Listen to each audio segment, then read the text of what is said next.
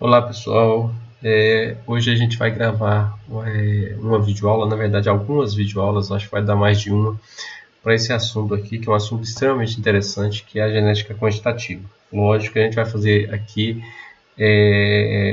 como é apenas um tópico dentro da disciplina genética animal, a gente vai fazer isso de forma um pouco mais rápida. Obviamente, a gente aborda esse assunto com muito mais detalhe quando a gente fala um semestre inteiro de genética quantitativa, ou quando a gente fala de genética e melhoramento animal, geralmente a gente faz também uma introdução sobre genética quantitativa. Tá? Então, a genética quantitativa é a parte da genética que estuda os caracteres quantitativos. Nós vamos mostrar direitinho o que é um caractere quantitativo, discutir sobre isso. Ou seja, a gente estuda a variação, né, desse caractere quantitativo, como é que as populações variam, qual a variabilidade dessa característica e o quanto dela é passado para o descendente. Né? Então são características muito importantes, geralmente elas estão relacionadas às características produtivas de animais e plantas e também a doenças humanas complexas, né? Problema cardíaco, diabetes, né? Que a gente não vai abordar aqui por enquanto. A gente vai dar mais ênfase aos exemplos, obviamente, que são com animais. Tá? Então, primeira parte, a gente vai tentar diferenciar o que é um caractere quantitativo de um caractere qualitativo. Tá bom? Assim, a grosso modo, a gente pode dizer, né, que as características quantitativas é quando a gente mede uma quantidade, tá? Um tamanho, um peso, né? E os qualitativos estão relacionados a qualidades, né? Embora existam caracteres relacionados com qualidades que possam também ter uma herança poligênica, uma herança quantitativa. Então, a principal diferença é essa aqui, ó. Em geral, são regulados por vários genes, é o que a gente chama de herança poligênica, tá? E os qualitativos são aqueles de herança monogênica, ou seja, governados por um único gene, ou oligogênica, quer dizer, poucos genes controlando essa característica, tá? Então, em termos de herança, seria isso aqui, tá? Alguns exemplos aqui, ó. Características que estão controladas por poucos genes, ou seja, seria uma herança qualitativa. A cor da pelagem em animais, geralmente são poucos genes, né? Tem algumas doenças genéticas monogênicas, né, que não são os principais problemas na produção animal, né? Características monogênicas é fácil selecionar e eliminar esse alelo da população. Então tem alguns exemplos aqui, ó. Musculatura dupla, né? Tá vendo esse touro aqui? Parece que ele foi na academia, malhou, né? Tá extremamente forte, né?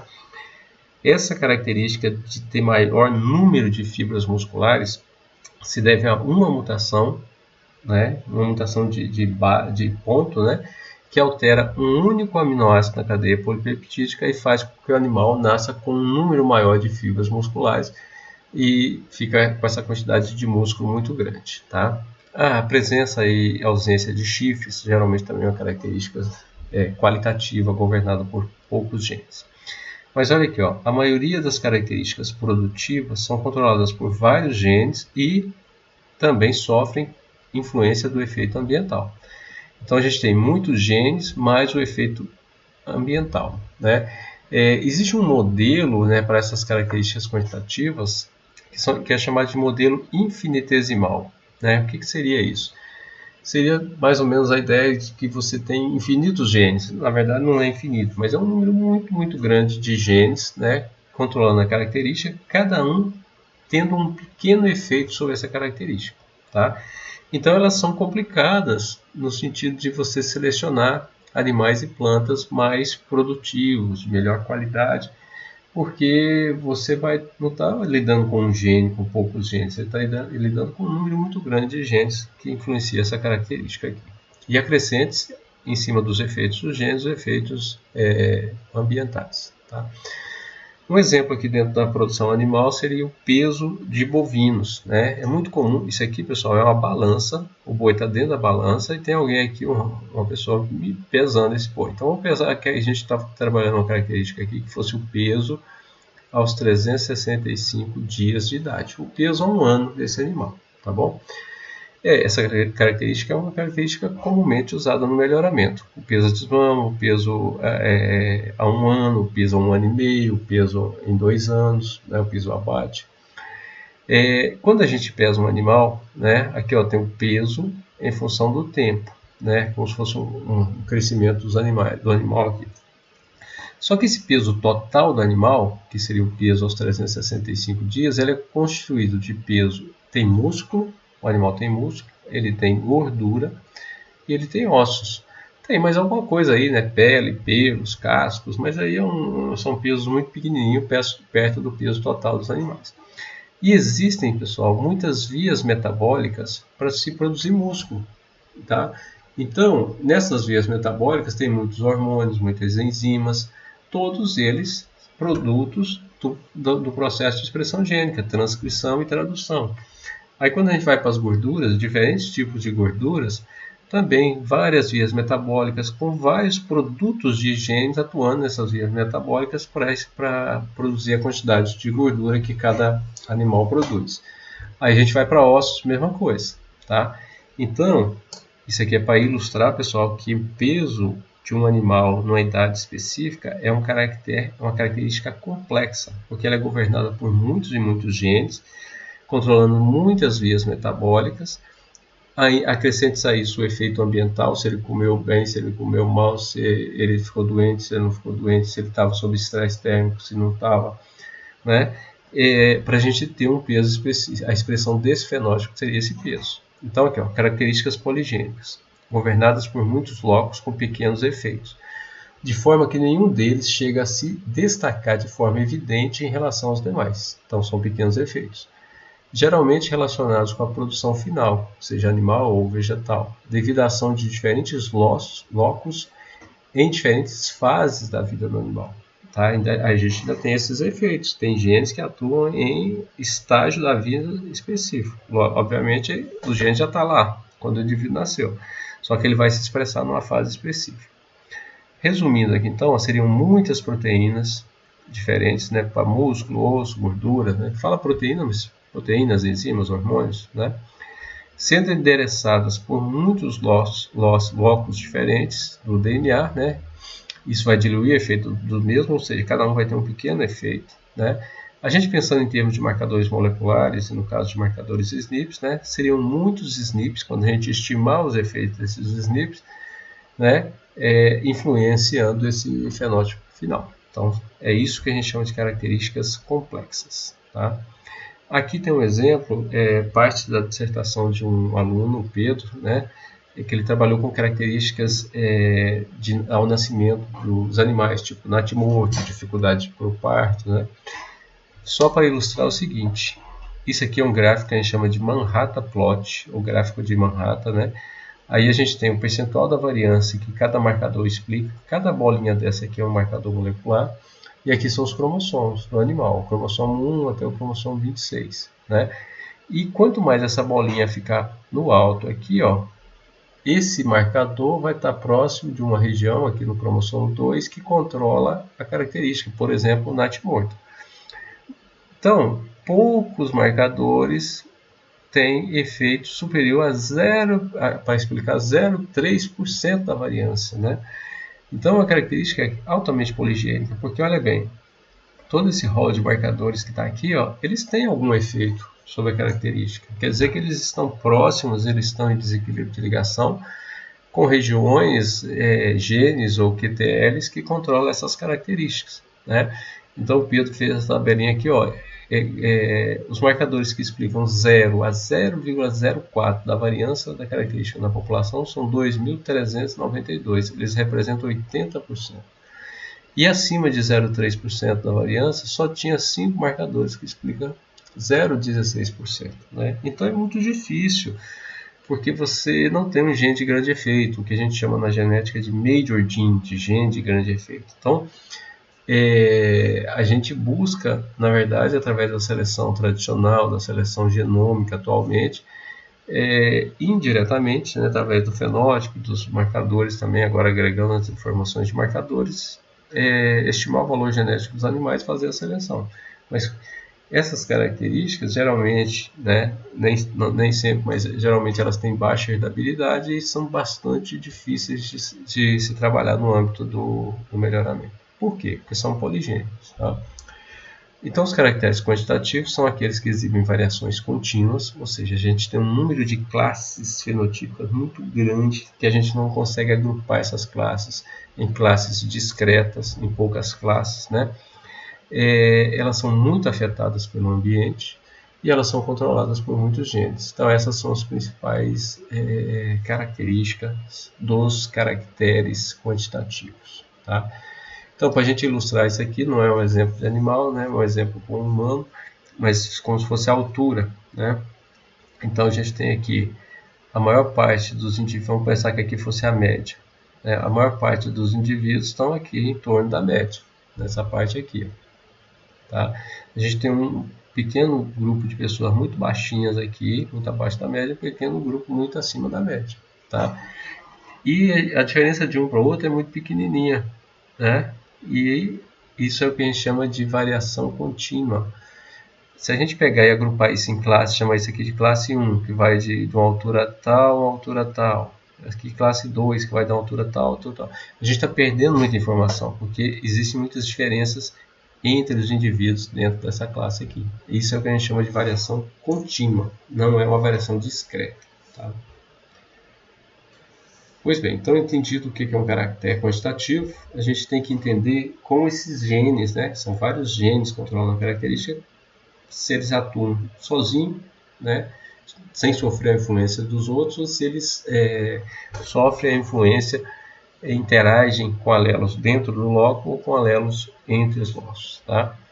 Então, os modos de ação gênica que existem são: a ação gênica aditiva, é aquele que o alelo adiciona o efeito dele independente do efeito de alelos de outros locos, ou seja, não ocorre interação. A gente tem a interação não aditiva, né, que inclui as relações de dominância entre os alelos que estão dentro do mesmo loco, e as interações epistáticas, que são entre alelos de locos diferentes, que atuam na mesma, cujos produtos, né, atuam nas mesmas vias metabólicas. Tá?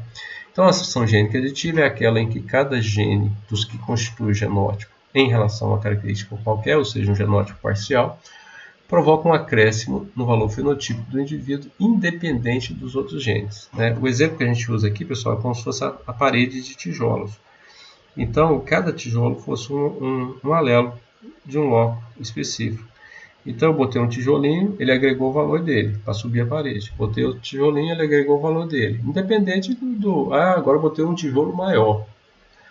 Mas ele adiciona um valor maior, independente dos outros alelos da parede, ali, dos outros tijolos da parede. As relações de dominância, né? Aqui, pessoal, para efeito de seleção, a ação gênica aditiva é a melhor que tem. Né? Porque quando forma o gameta, o indivíduo, o genitor masculino forma um gameta, o feminino forma outro gameta. E esses gametas, né, têm um alelo de cada lote. Né? Nós somos diploides, e os nossos gametas são haploides. Depois a gente reconstitui o indivíduo haploide depois da fecundação. Então podem existir ali novas interações dentro do lote ou entre os lotes. Né? Já na ação, se for tudo ação gênica aditiva, não tem problema nenhum.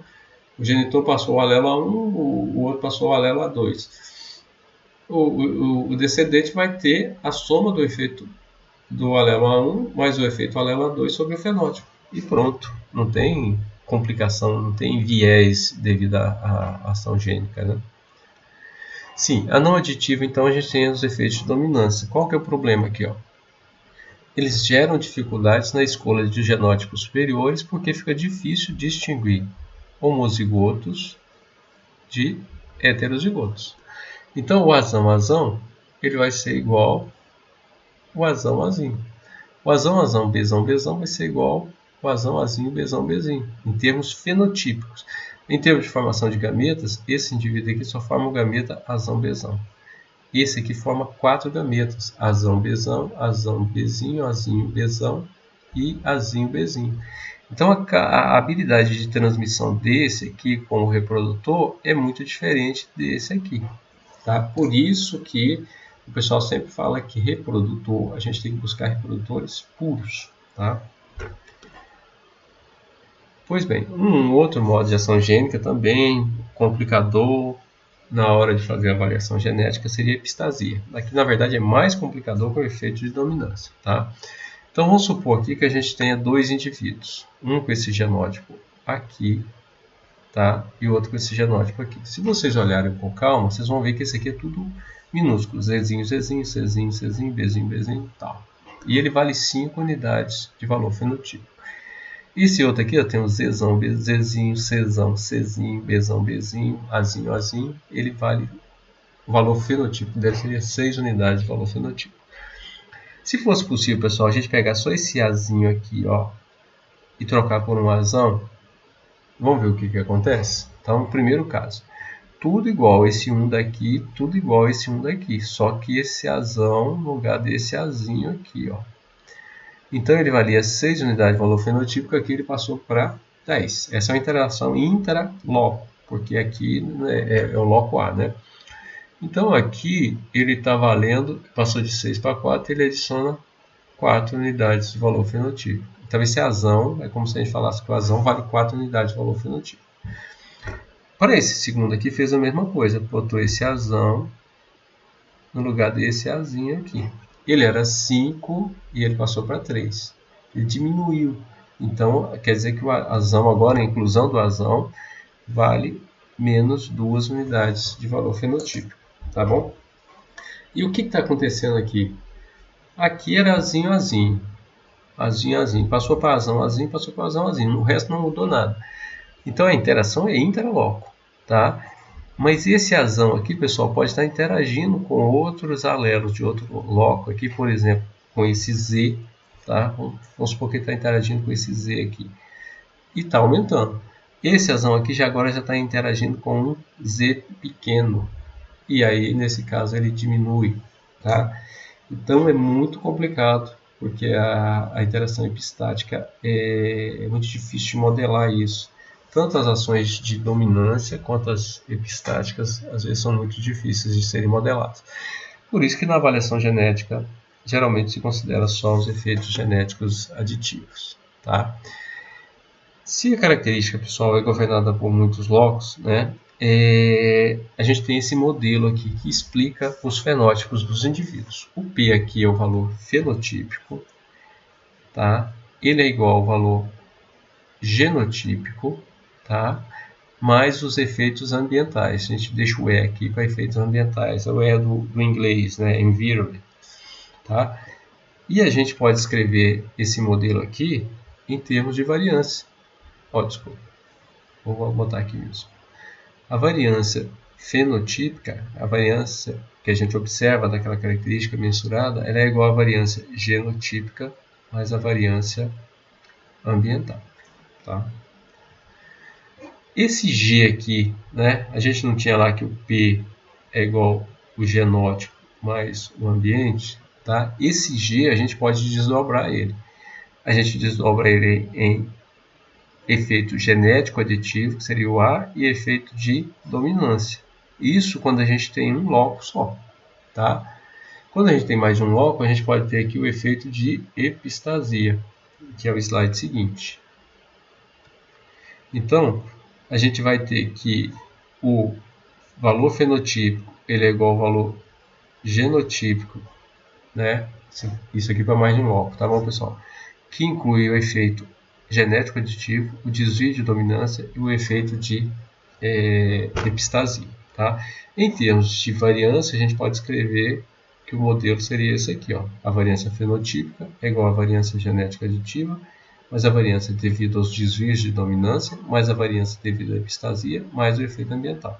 Então vejam como é complicado a gente entender um fenótipo de uma característica quantitativa. Por quê?